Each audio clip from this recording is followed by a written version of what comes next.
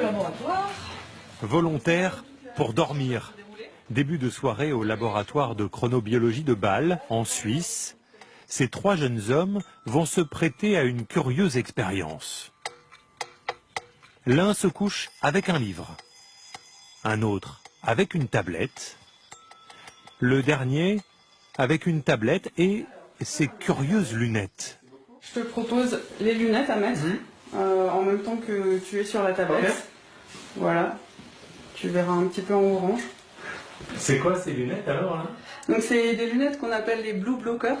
Ça bloque en fait les rayons bleus qui proviennent de l'écran de la tablette, quoi. C'est cette lumière bleue qui intéresse les scientifiques. Ce soir encore, son impact sur le sommeil se confirme. Au bout d'une quinzaine de minutes, le premier à vouloir dormir, c'est celui qui a le livre. Ok. Ça y est, c'est l'heure de dormir. 30 minutes plus tard, c'est au tour de celui qui regarde la tablette avec des lunettes filtrantes.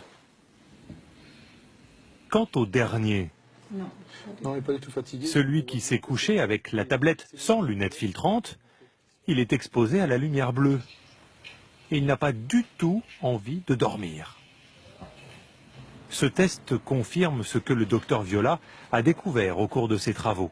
Les rayons bleus des écrans bloquent la mélatonine, l'hormone du sommeil. La mélatonine est une hormone qui est sécrétée par le cerveau, qui va permettre l'endormissement et va permettre un sommeil réparateur. Donc c'est essentiel pour notre sommeil? C'est essentiel pour le sommeil, non seulement pour le maintenir, mais également pour avoir cet effet réparateur, régénérateur de notre corps.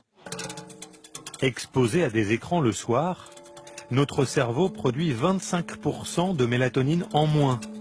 On s'endort moins vite et on dort moins bien. Chez les adolescents, le phénomène est particulièrement inquiétant. 1 sur 4 ne dort pas assez. Comme Axel, 15 ans. Nous protégeons son anonymat pour lui éviter des problèmes avec les professeurs.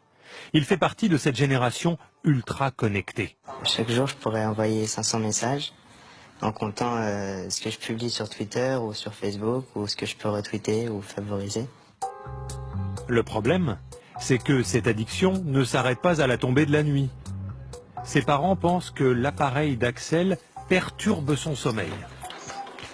Avec leur accord, j'installe une caméra infrarouge dans sa chambre. À 23 h, Axel se couche, smartphone sur l'oreiller. Au bout de seulement 7 secondes, l'appareil se met à vibrer.